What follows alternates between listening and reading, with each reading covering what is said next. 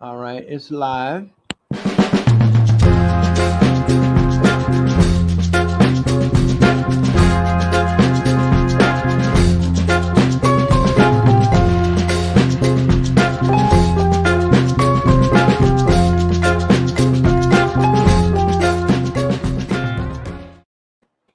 Good afternoon, brothers and sisters. We are back again.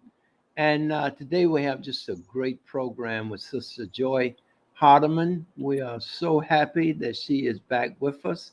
She is going to talk to us and share a film that she did in the Cameroons. You'll love it. So stick with us, Sister Joye. Tell us a Uh, little bit about it.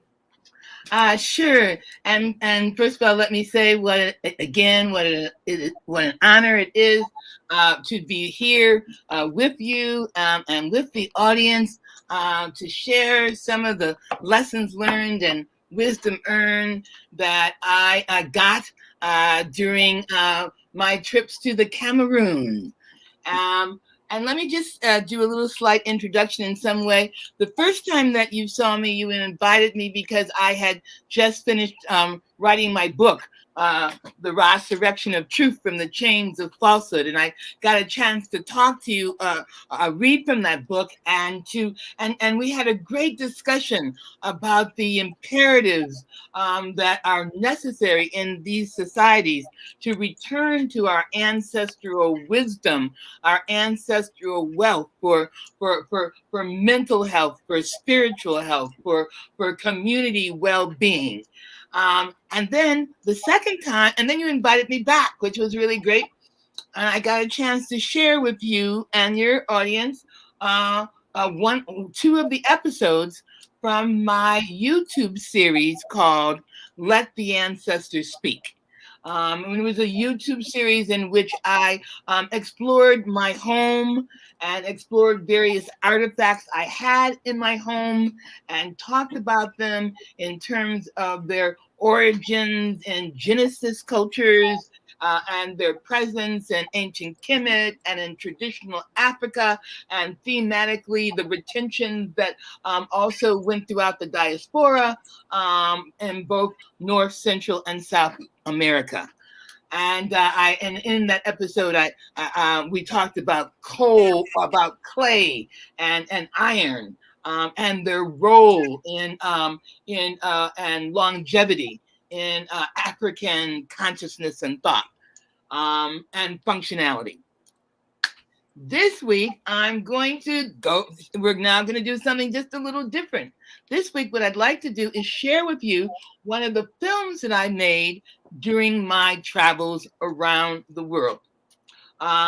For the last probably since 1990 or so, I have been 30 years or so, I have been traveling to various places on the continent and in the diaspora looking for the African contribution to world civilization.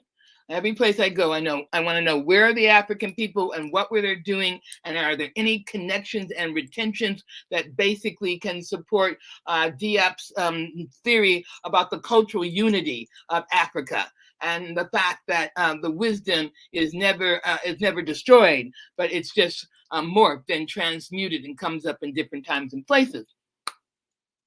And I have been to Egypt, I have been to Ethiopia, I have been to Uganda, I have been to Mali, I have been to the Gambia, I have been to Senegal, I have been to Cote d'Ivoire, the Ivory Coast, I have been to South Africa, I have been to Cape Verde, I have been to Cuba and Haiti and Brazil and Ecuador and Panama. And of course, I have been to the United States, and I have been to all of Canada. And probably maybe a couple more. Oh, India. I went to India. Oh, and I also went to Russia because I wanted to know more about Pushkin, the father of Russian literature, who happened to be Black. So one of my journeys was to the Cameroon, and I was really interested in looking at comedic retentions, and both in the language and in the culture, and also getting to know about Cameroon. And I had an amazing experience there, and so I would like to share that with you. And then afterwards, we can talk about it. We can talk about what you saw when you watched it. I particularly would like to know from you, Reverend Brown, or Mr. Brown, or anybody out there, what did it evoke in you? So, without further ado, here we go. Roots and Reconnection.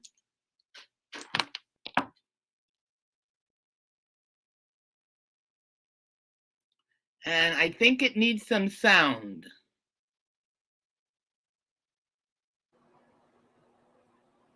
I think.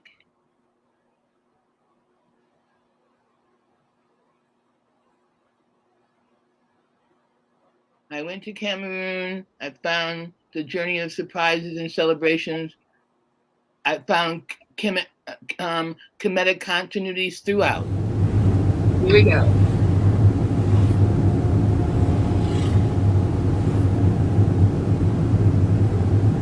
This is my third time coming to the Cameroon, and I am so excited.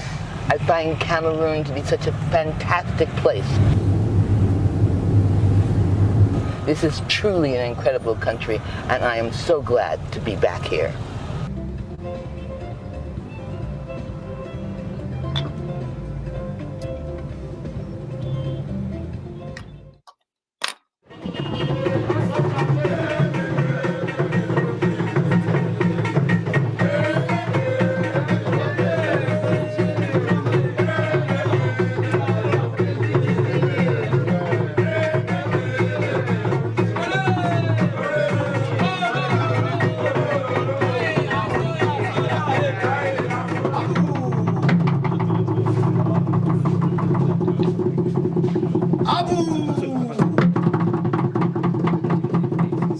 Sanjay. Mwinmu.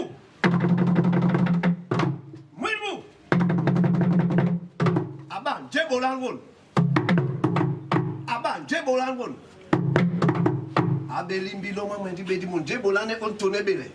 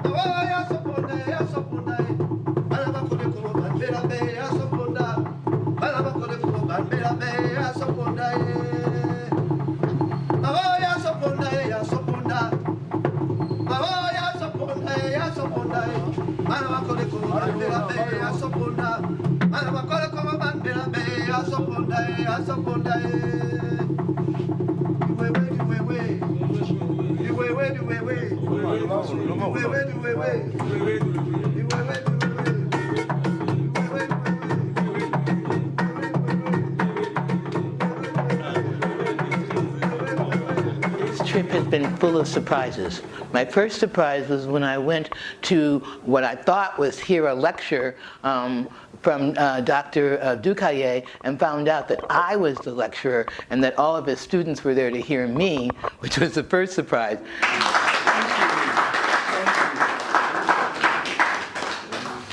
I came here 3 years ago with a group of women who were working with young schoolgirls and bringing female hygiene kits so that they could stay in school. But what I found was more than what I thought. I had read that the Cameroon was Africa in miniature, in terms of the geography. That here in the Cameroons, you have the volcanoes, you have the rainforest, you have the desert, that all of Africa could be found here in the Cameroon. And that was exciting. But more exciting for me was I found that all of African history was here in Cameroon as well. That in the south, they are the Baka people, who were the indigenous people for Africa. And in fact, in Kemet, the Baka were highly valued. That if a pharaoh had a Baka in their court, they knew that their culture would prosper. And so it was amazing for me to see that the Baka were not dead people in a history book from far, far, far away, but were living people and and were functioning still right now in 2017. And then I found out that not only did the Cameroon have the indigenous people, but it had people who traced their origins to the Nile Valley. And that amazed me, because again, people had told me that Nile Valley or Kemetic culture was dead. And I found here in the Cameroon, in the Sawa, in the Bamaliki, in the Tika, that Egyptian Kemetic society was alive in the architecture, in the language, in the practice, in the male-female relations. And then I went up north and found in Foban that medieval Africa existed, that the Islamic Africa existed, and that even though we can no longer go to Timbuktu and Mali because of the war, we can still study the culture of medieval Africa right here in the Cameroon.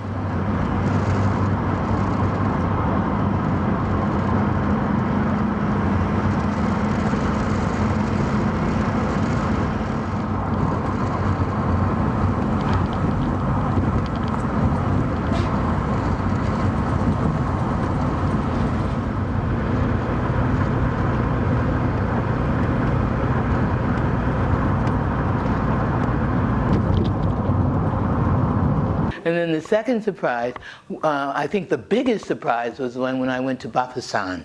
When I went to Bafoussam, I had no expectations. I was just going to try to see if I could get some more information.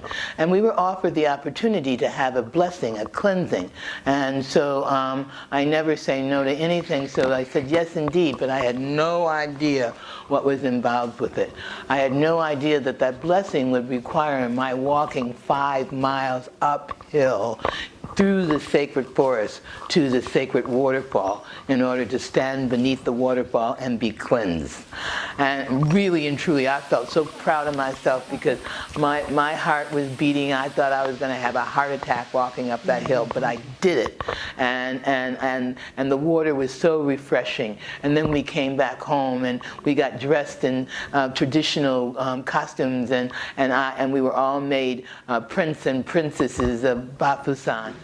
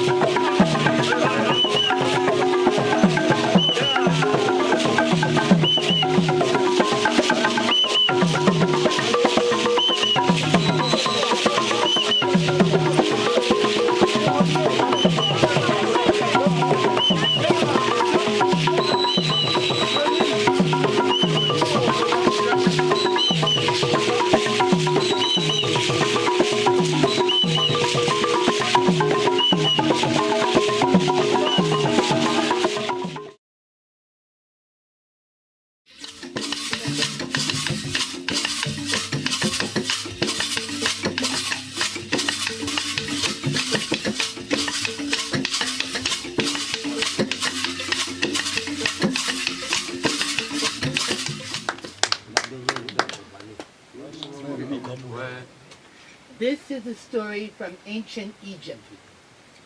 Ça, c'est une histoire de l'Égypte antique. It is a story of truth and falsehood. C'est une histoire de vérité et de fausseté. Once upon a time, truth ruled the world. Et c'était une fois la vérité régnait sur le monde. And when truth ruled the world, everything was in balance. Et lorsque la vérité gouvernait le monde, toutes choses étaient en équilibre. No one was a stranger. Personne n'était un étranger. Everyone was a brother and sister. Et tout le monde était un frère ou une sœur. All the mothers were mothers of all the children. Toutes les mamans étaient mamans pour tous les enfants. All the fathers were the fathers of all the children. Et tous les papas étaient les papas de tous les enfants.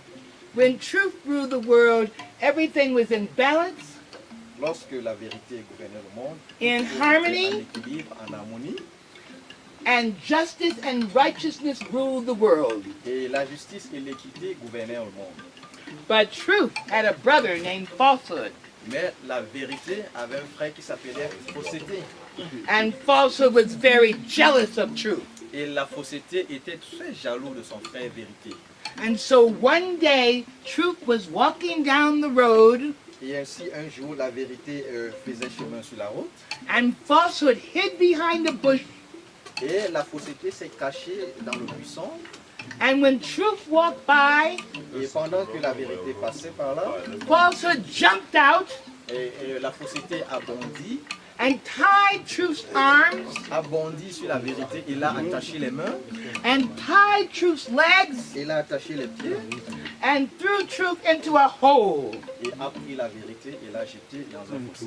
But before he threw truth into a hole, Mais avant que la vérité ne tombe dans un he fossé, took truth's clothes avant qu'il ne jette la vérité dans un fossé, il a enlevé les vêtements de la vérité. and falsehood put on the clothes of truth and disguised himself as truth. Et la fausseté a mis les vêtements de la vérité et s'est déguisé en vérité.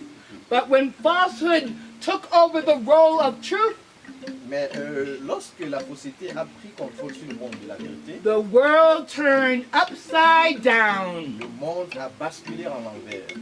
And no longer did brother love brother. Et les frères n'étaient plus des frères, No longer did sister love sister. plus jamais les sœurs s'aimaient entre elles, No longer were men and women together in complementary. You cannot bury truth for a long on ne time pouvait pas ensevelir la vérité pendant un long moment.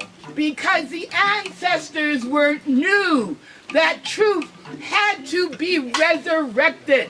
And they resurrected truth. Ils ont ressuscité la vérité, And they brought truth into the land. ils ont amené la vérité sur le territoire, And they brought truth into this place. ils ont amené la vérité à cet endroit. And as you look around and see your brothers and sisters, you can see the face of truth in their faces. Et lorsque tu te retournes, tu vois tes frères et tes sœurs, tu peux voir le visage de la vérité.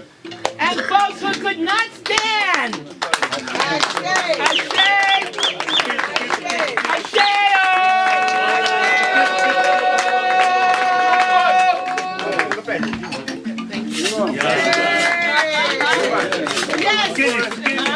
That's a true story.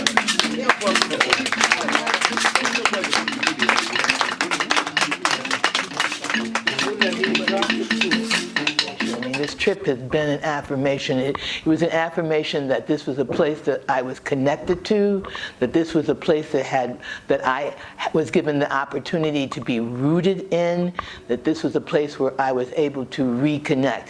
And so I felt empowered. I felt ennobled, empowered, informed, transformed, and welcome.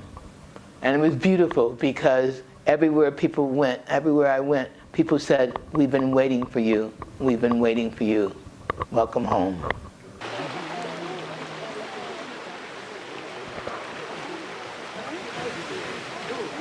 Repeat after me the cry by which you call the mermaids and ancestors. Aye-oo! Aye-oo!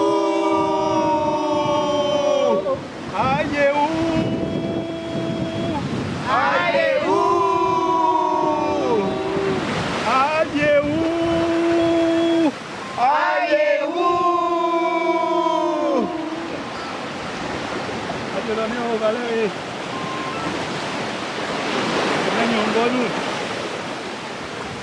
Son. Amengu. Anjiba. Inyo plaza. Maka samumba. Tenbenumba. Nabina lotondi mo.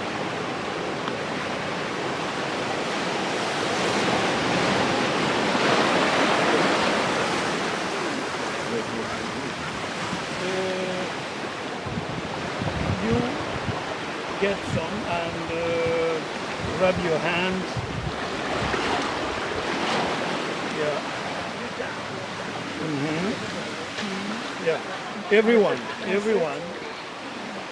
turn. Get a little and rub your hands. And then after you can pass it back.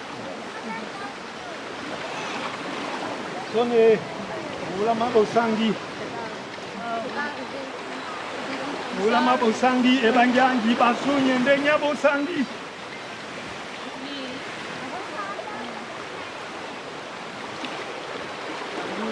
Just a drop will do. Yes, you use it as you see me use it. With this same oil, you don't use much of this oil. Yes. Right. Okay.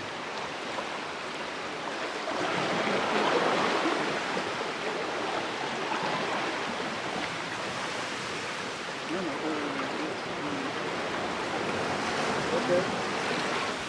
Yes, she is the only one who, for some very precise reasons, will get a name, a mermaid name today. Oh. Yeah, you are Jengu. There's no more mermaid than you. Okay.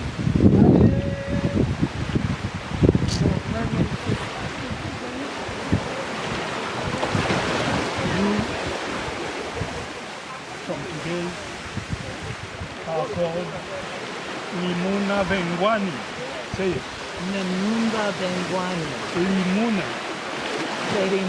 Limuna Vengwani. Limuna Vengwani. Vengwani. Yes. Limuna Vengwani. Limuna Vengwani. I will write it down for you so that you won't forget.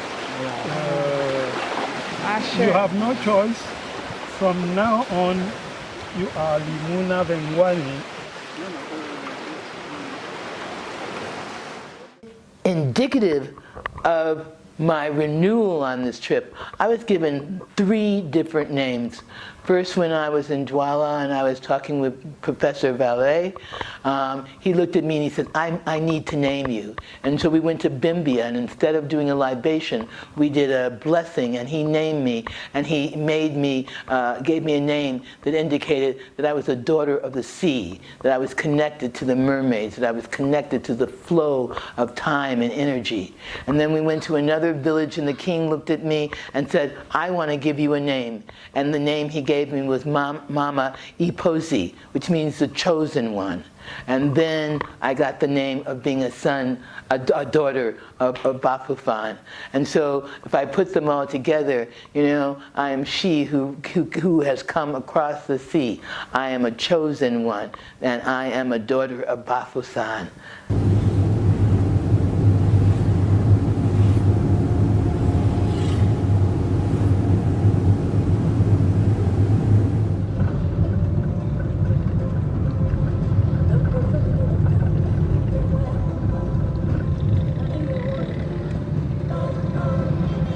So yesterday you told me about the symbolic connections between the Nile Valley and the populations in Cameroon. Mm-hmm. Could you talk to me a little bit about the language? Mm-hmm. I mean, was there any like language retention or language continuity between the Nile Valley and tribes and or populations in the Cameroon?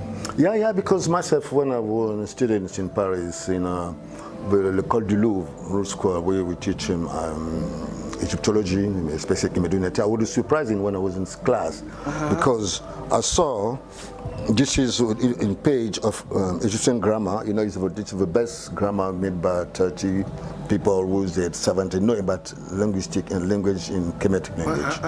But it's very funny to see that in the beginning of this page we have this one is hieroglyphics. This is the transliteration, so that the sound they give to that, and this is the translate.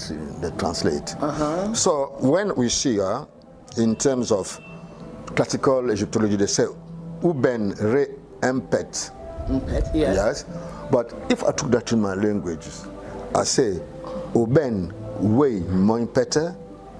Right? It's give the sun rises in the sky. Right. I think he is in that way. I say, oh, but maybe it's impossible that, but yeah, he said uben, but it's uben doesn't mean the sun rises in the sky. Exactly like transliteration and my son. I go even forward. They say re empet. That is a classical, but if I say in my language, I say re Mon Peter, it gives the same. The sun is in the sky. The sun in the sky. Okay. Oh, okay. So that means, because transliteration is in Egyptian, because they have about 42 provinces. Okay. So they have to unify all these what they call languages. Like it's in Cameroon, though, the people speak, we think we speak many languages, but in reality we speak one language. Okay. So the scribe, they will have to unify all this sound, and they give what called transliteration. So, but transliteration is only in consonant. They don't use vowels. Right. So you can give your vowels, like in Cameroon, in Douala, you say moto. This means men. Moto. But if you moto, but if I say mot, also men. So I just write M and T. If you read moto, if you see MT, you read moto. Okay. If I say MT, but for me, and after the why we go to call it determination, they put under the sign to see what I speak by MT is mean human being. We go to see that. Also, we continue. In the beginning, we have other things here. Right. The baboon is it's taught. Touch have different way, baboon or ibis. Okay, yeah, touch is also the baboon. Okay. I have not things for sapiens here, but so this is sapiens. Okay, that's sapiens. Right, that's right. Okay. Right. So this is where you move from move left, right, and left. Every African name. Okay. Also the Kemet. And the Kemet, the fellow have two caskets. Two crowns. Two crowns. Right, the white. Red and white. Right. One is inside the other. Right. They have two crowns. One is red. And one is white. In a black skin. Right. These people went to the desert, to the Sahara. Yeah. And the Sahara got weird, so then they came back. Is that it? After they come near the Nile Valley, because it's there they found life. The population beyond they make agriculture and elevage, and after climate change. Okay. And they immigrate to the Nile Valley.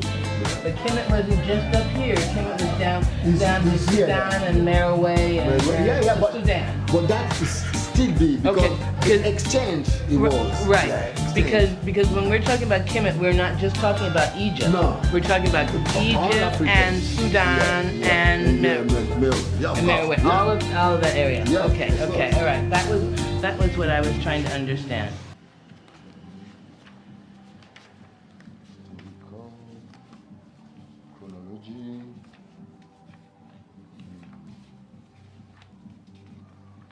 I think the last gift and the greatest gift I got while I was here in Cameroon was a reaffirmation of my purpose and my goals. I understand that my what I must do for the next 10 years is to tell the story of disconnection and reconnection. That what I must do is do my part in restoring truth from the grasp of falsehood. And so being given a name, being given a purpose, being given a direction, giving an assignment, I think is the most sacred activity that one can be given. I've been blessed. I guess that's all I can say. I've been blessed. When I was here last time, I fell into an anthill, and I left Bimbia bleeding, naked, and I was told that it was kind of an initiation, that the ancestors had initiated me. And I realized that they were testing me to see whether or not I would return. And I did return. I did not let that stop me. Just like I didn't let walking 5 miles up a mountain and then 3 miles through bush and sticky bushes stop me. And so I understand, I understand that when you are spiritually grounded, when you are grounded in the earth and you're grounded in the ancestors, you can be resilient. You can succeed and do things against all odds. So I'm leaving here with not only a different sense of self, but a real appreciation for my ancestral blessings and for the marvelous people I met who helped me along the way.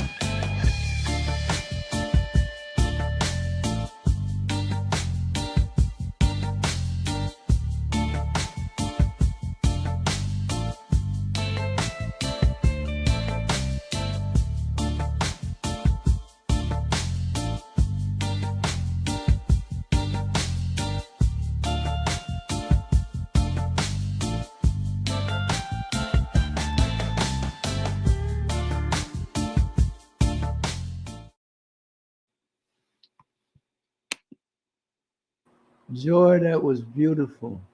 Oh, I'm so glad you liked it. Yeah. What did you like about it? Why did you think it was beautiful? Well, we open up with the drums, and they were doing libation and welcoming, and you could see that the culture is intact. Than the ancient Kemetic people who came from the lands of Nubia and all along the Nile. When the Romans and the Greeks came into Egypt, those ancient Africans, those what we call Egypt, but Kemetic people, they didn't go into Europe. Now, if they came out of Europe, which Europeans like to claim that they are the original Egyptians, but when they were invaded, none of them went into Europe. They went back down the Nile, up the Nile, from which they came. And they established themselves in Cameroon, Ghana, all over, and especially the west coast of Africa. Ghana, the same names. You go to Senegal, you'll find out that Sheikh Anta Diop talked about the language, and the language being synonymous with Kemetic language. And in Ghana, you find Egyptian names all over the place. But the culture is different in Europe. Europe has an entirely different culture, so they couldn't have. They would have, if they were Europeans, they would have taken on that culture. That culture is nowhere to be found in Europe. Matter of fact, Europe has a patrilineal culture, where Africa has a matrilineal culture. So, all of that you bring out very well. And the story that you tell, the brother related the same story, and you told it, he told it, and you told it. But that's an ancient African comedic story. And we can look at it from many different perspectives in terms of Osiris and Seth, and where he was jealous of Osiris and cut him up into 14 pieces. But these are also African principles. These stories lay out the very principles that reflect the universe in Africa, the way Africans see the universe and the laws of nature.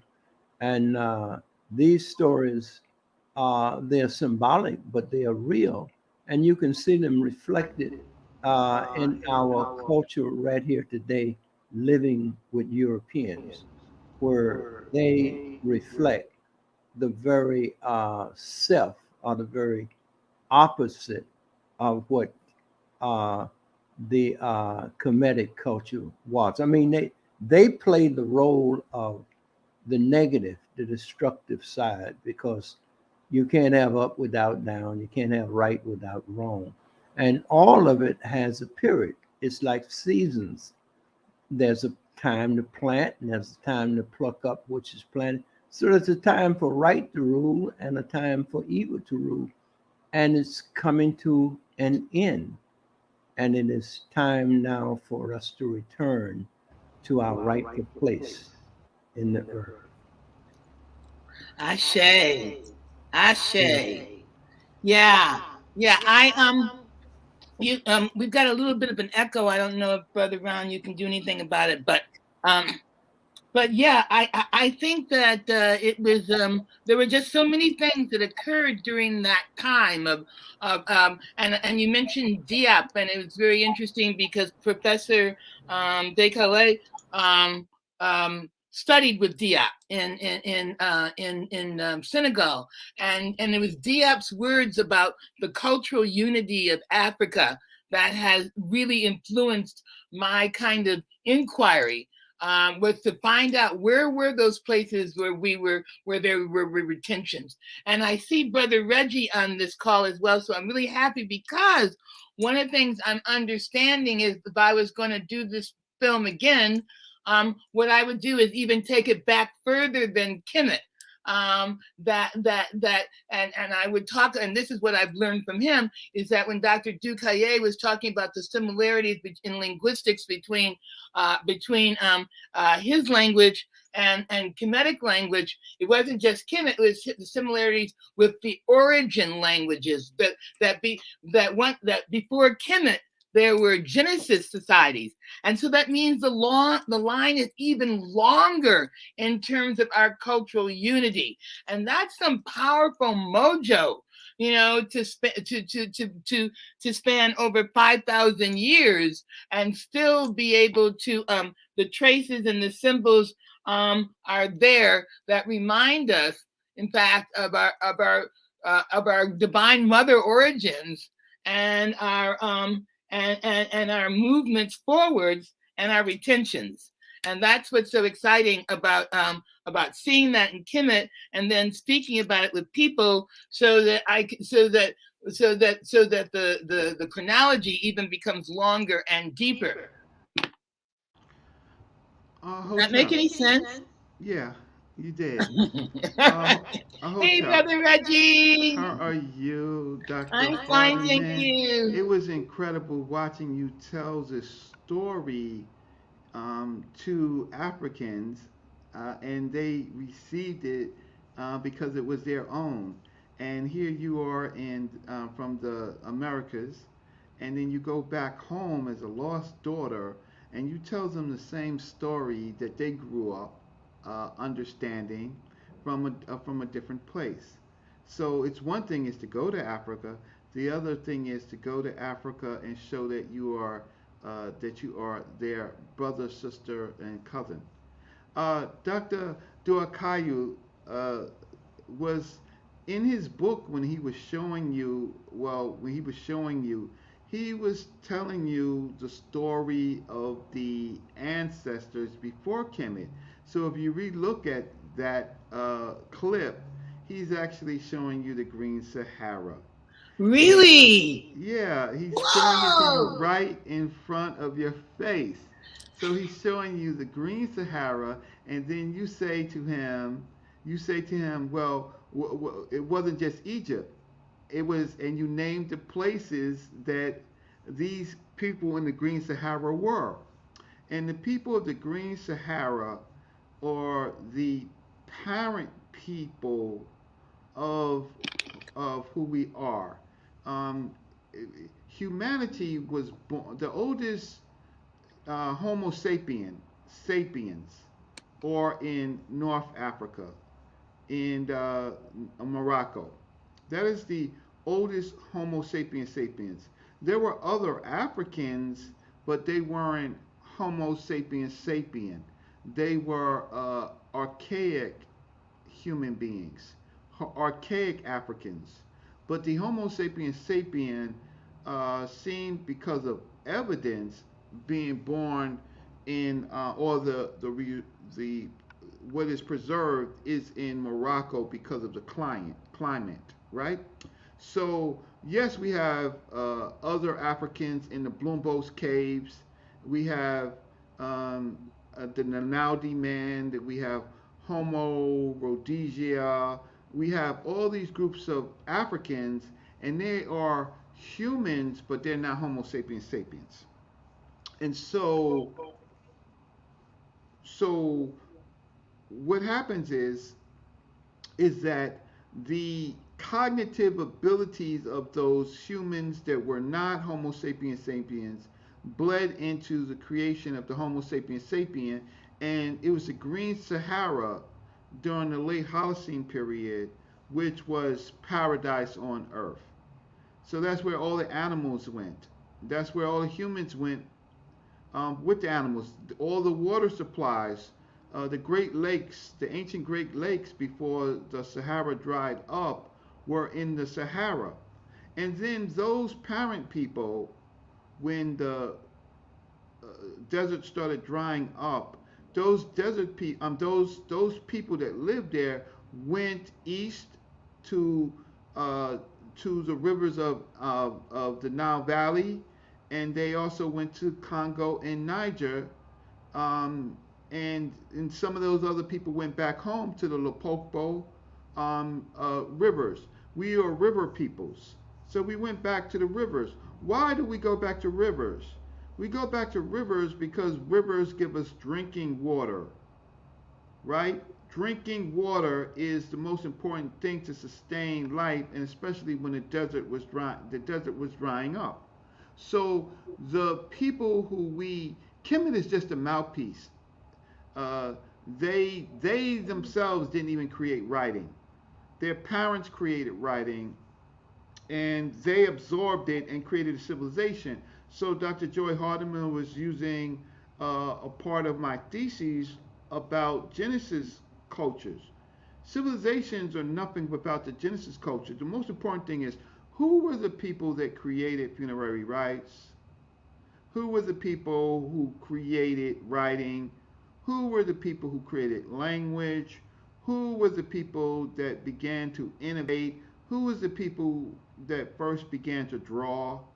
And those have all African roots. So we have to refashion ourselves to deal with the parent people and move past ancient Egypt. And because Egypt is problematic, because it became such a melting pot, you have Greeks, Romans, Persians, Assyrians, Libyans.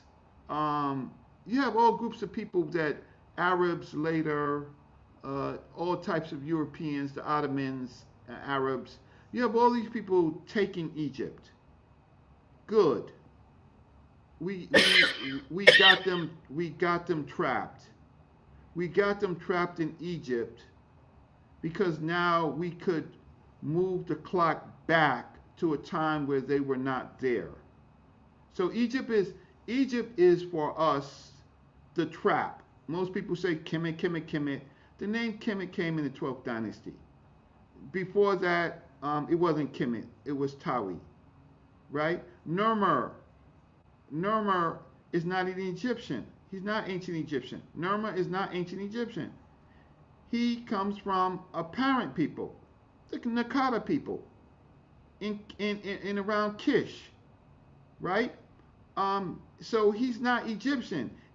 Ancient Egypt and all that stuff comes after he became king. But he was a son of a Nubia before Nubia. He was a son of Nakata. And the Nakata people were children of the Green Sahara. So we have to retool ourselves. We are so trapped into Egypt. We say things like Asar and Ased, Nebhed, Heru, and things like that. That's language of the ancient Egyptians, and most of those things are just titles. They weren't real people. Asar means the male throne. Aset is the female throne with the T, right? Those are Nebhed is the sister of the throne of the female, right?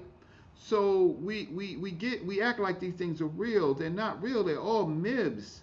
They're myths of apparent people who was telling the truth when truth ruled the world.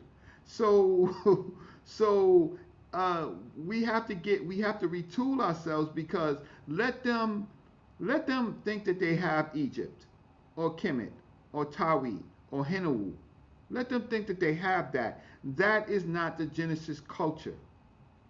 That is not the Genesis. Pyramids were already conceptualized in places like South Africa and in the Green Sahara.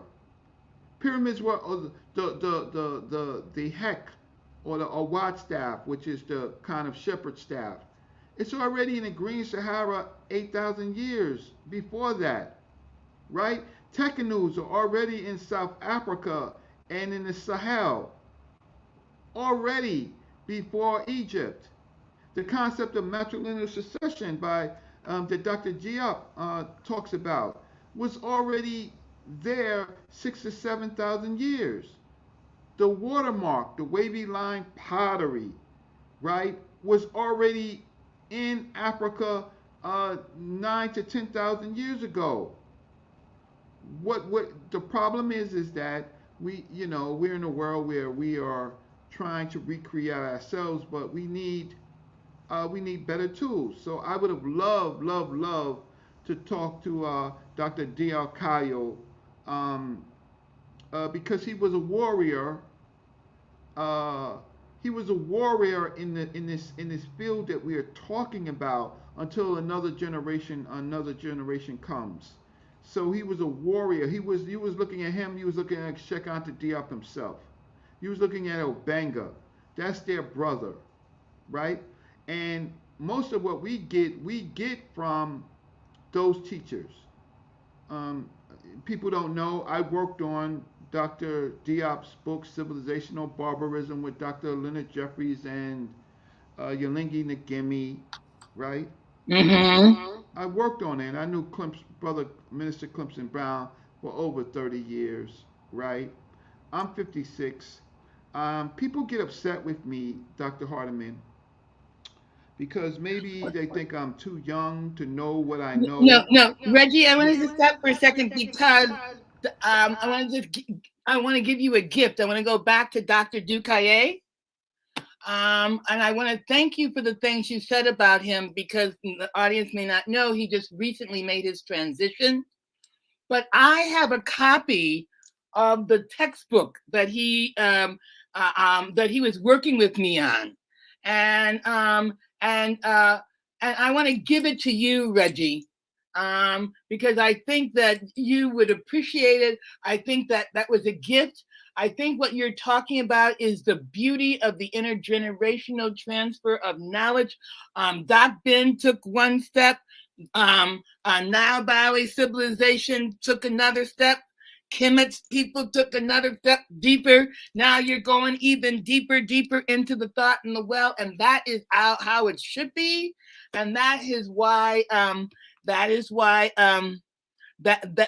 and so as you were speaking, I saw Dr. Kaye smiling, and I wanted him, and he said, go and find that. You've got it in your files someplace, and give my work to this young man, because he will understand and he will appreciate it. Well, So Dr. I want Hardiman, to, thank you. We have modern technology now. The physical copy he gave to you, just make a Xerox copy. Oh, no. He emailed it to me. I have it electronically. Oh, so it's electronic. You cheated. Dr. Hardiman was cheating. She was using technology. She made it think that it was like, it was some royal papyrus. She was cheating all the while. Well, I appreciate it. But I will say, look, it is the intergenerational transfer of information.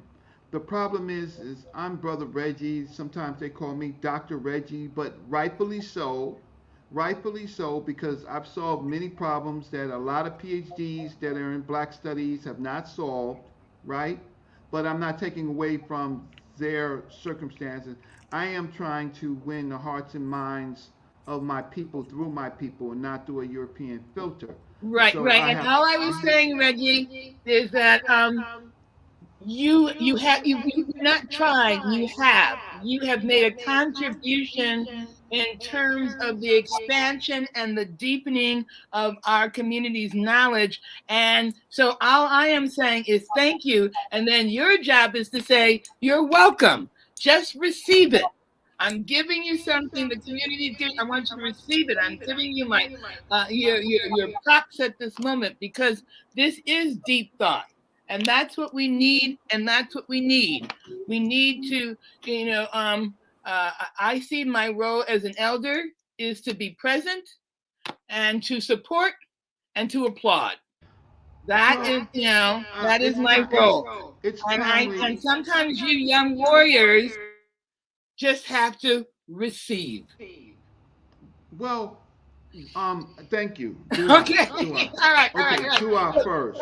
Okay, but before I forget, because I don't know what people are doing with time, I do want to mention this book. I want to mention the name of Lisa Aubrey. I mentioned two people, Dr. Ducaye, but I think it's really important to mention Lisa Aubrey, who wrote a book called In Search of Bimbia, the Transatlantic Slave and African Diaspora Rememory in Cameroon.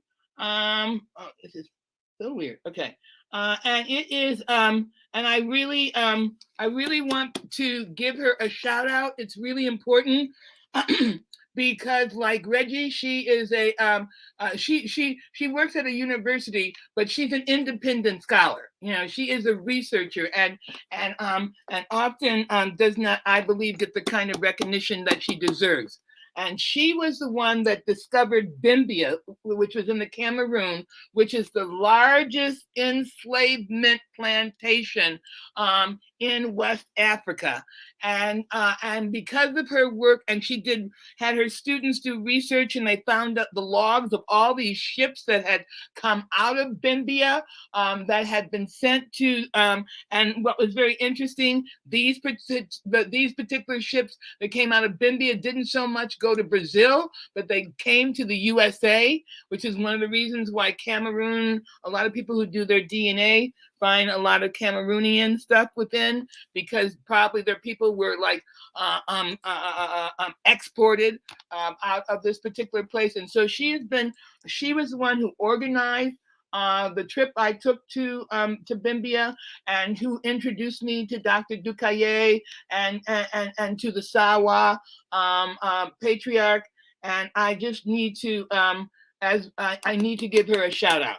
So I just wanted to do that because that's really important because we have to support, our scholars who are doing, our activists, our researchers, our researchers who are in the field doing work, hands-on work. And she's been doing it for ages. And this is an amazing book.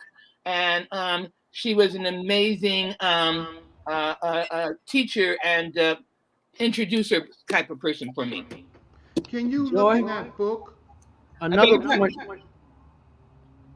point that you brought out from Dr. Beria was that when truth ruled the world, and a lot of people may find it very hard to believe that there was a time when there was harmony, there was peace, and that Africans ruled the world from a standpoint of harmony and balance and truth. So when you speak of the time when truth ruled the world, that is critical for our people to understand and to know that at one point their being, their culture reflected that kind.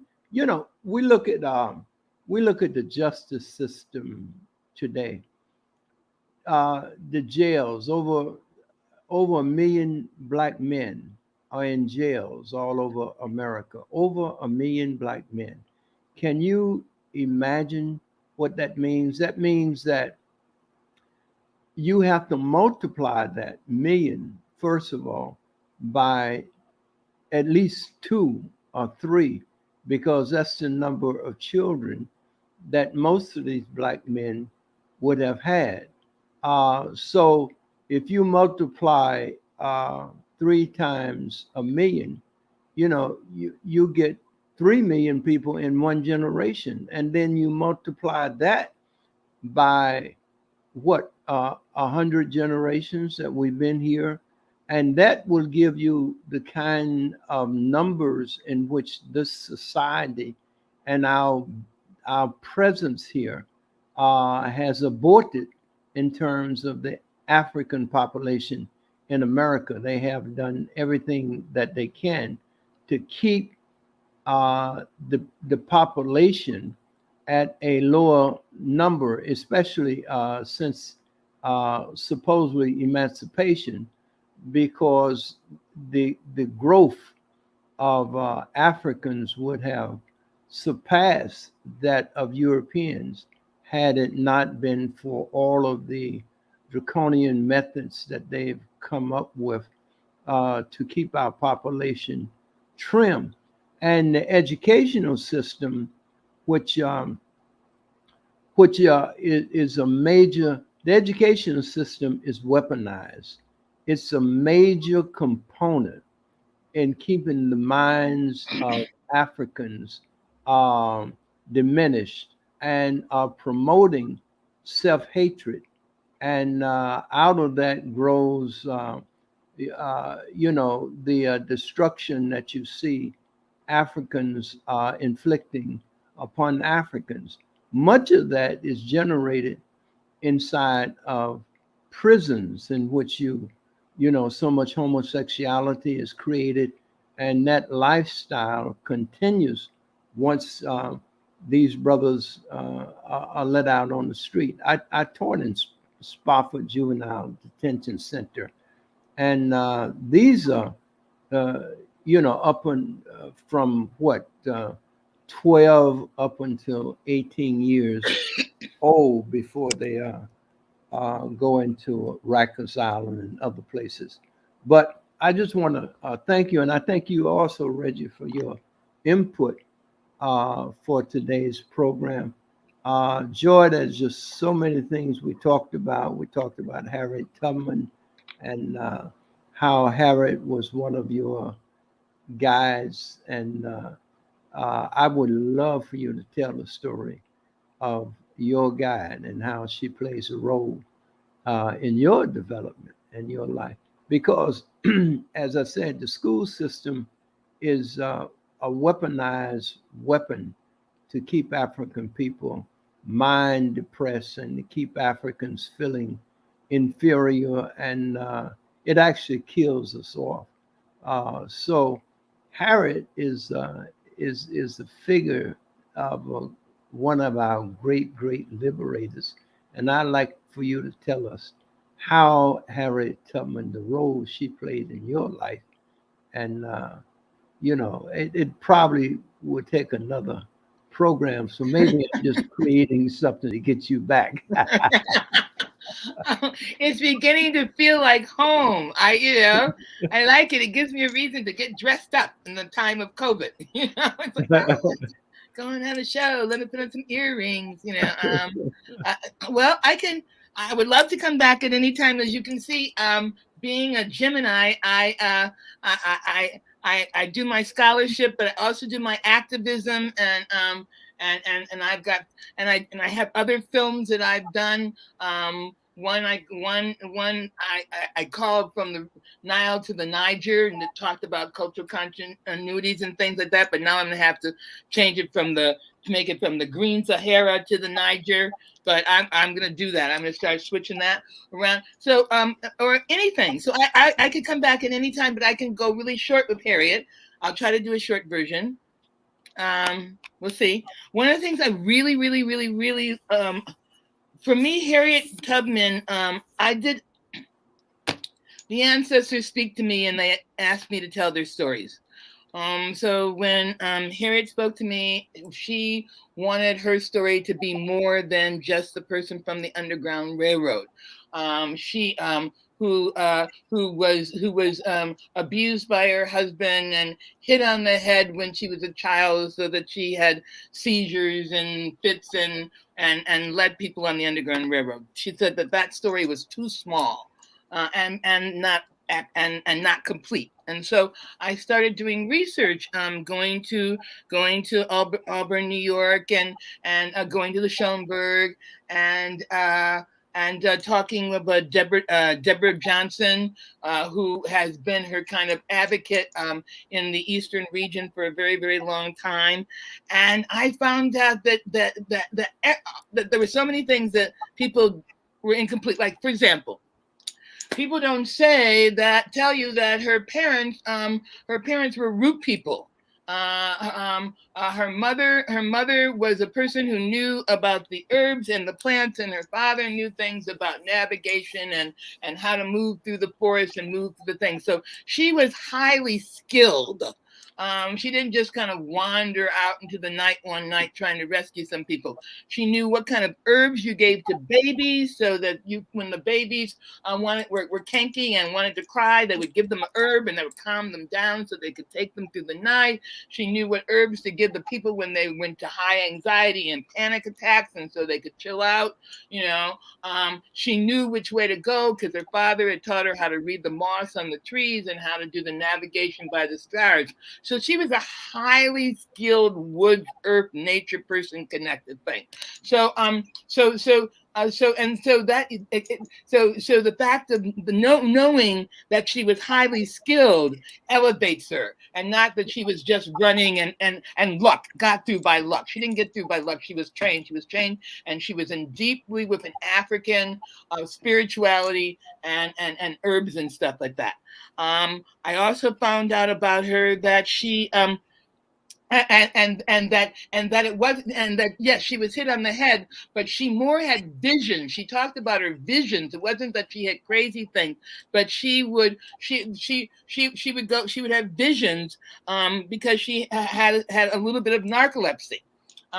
But narcolepsy was, but she was able to transcend it and have people who around her who knew it, who could help protect her. Like, for example, when she died, people don't know that she was in her 90s when she died. But when she died, she was living in Auburn, New York. I'm jumping too fast. All right. So So as a child, she was trained in the African folklore and ways of navigating the universe. Then, which made her an effective Underground Railroad person. Now she wasn't just that, but she also was a nurse because she knew about all these herbs and things like that for soldiers in the hospitals during the Civil War. Yeah, thank you. In the Civil War, so she was a nurse at the hospital. She was also a scout, and she was also she also led a group of soldiers into battle. All right, and because her unit of military people were to hit plantations, free as many enslaved people as possible, and then move the tide.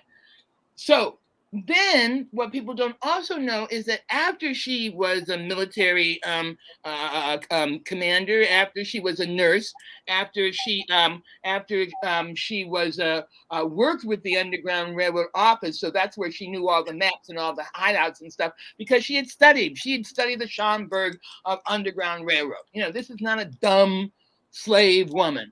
And she then decided that she was going to settle in Aubrey, New York, because it was too hard to get her parents all the way to Canada. And so she studied and lived in Aubrey, New York. And when she died, she had 37 acres, 3 short of 40.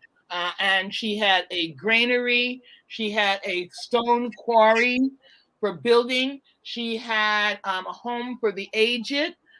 And then she had an infirmary for the infirmed. And one night, in the middle of the night, she got a knock on the door, and there was this man outside, and he told her that she didn't remember him. I'm trying to remember his name. It'll come. But he had been a soldier in the that he had been one of the soldiers that she had healed when during the Civil War, when in the New York hospital. Nelson, his name was Nelson, and he made a vow. He told her that if he got well, he was going to find her, marry her, and take care of her for the rest of her life, and he did. And so she was a cougar. That on top of everything else, she was a cougar because he was younger, and he was also a brick mason, and so the house that's still standing today in Auburn, New York, he built for Harriet. And they lived together. They were married and he lived for about 17 more years, and then he passed away. And she continued to be in the town, to take care of people, to, of course, do all the abolitionist stuff that she was doing. But what the people remember her best about from the town were her molasses cookies. When I talked to one of her nieces, who was a very, very old woman by that time, she said that everybody remembered Auntie Harriet or Miss Harriet. I don't remember which one they called her, because when she started baking the molasses cookies, the smells would come out of the house, and they would be so good. And the kids would set up a kind of almost a drum thing of saying, Miss Harriet's cooking molasses cookies, and they would just spread them on the community. And then the kids would come running to her house, and they'd stand outside on the window or the porch because they knew that she might fall asleep, and they were there to wake her up when the cookies were done. And they would make her, she cooked the cookies, she'd fall asleep, they'd wake her up, she'd go, oh, and then she'd give them cookies. And that was their memory of Harriet Tubman. Wow, fantastic. Yeah. So that's why. And what I loved about it personally, because I like to tell stories that give lies to things. And one of the lies I was working on at this time is that you could be a strong, powerful woman and still have a happy and abundant life, because everybody tells us a story about all the strong, powerful women who die alone, and Zora Hurston didn't have a tombstone, and it feels like, ooh, I don't want to be a strong, powerful woman. But if you look at Harriet, you go, dog, shoot, she was like Imhotep. Joy. Yes. We've come to that time, but I want everybody to subscribe to Transatlantic Productions, hit the like button, so we can keep in contact with you. And I want to thank Rundy, who is our engineer today and did absolutely fantastic job. We're so glad that he was able to be with her. And your book, hold it up again. Yes, if And- you're, I want you, yes, please subscribe to this channel. This channel is great. If you go through all of its videos, there's so much knowledge in it. And after you do that, you might want to go to ancestralartworks.com and get a copy of my book that tells the story of truth and falsehood, the same story that I told in the Cameroon. So subscribe to this channel. Support support support transatlantic production. Buy my book and have a good life. Yeah, okay. One other person I want to thank. That's Mama Lioness, Yes, Mama Hadassah, for actually setting this interview up. This particular interview with Sister Joye Hardiman. So, and she also, I'm sorry to keep interrupting you, but she also did an amazing trailer. Go to Transatlantic Production and see the trailer that she did for this show. It was amazing. It was amazing. And Brother Ron, thank you for your patience. and again, I want to say good day to everybody. Looking forward to see you anytime. And we have some great people coming on here. So again, subscribe and hit the like button, and we'll keep you informed. Thank you, everybody. Good day. Good night. Peace. Good night.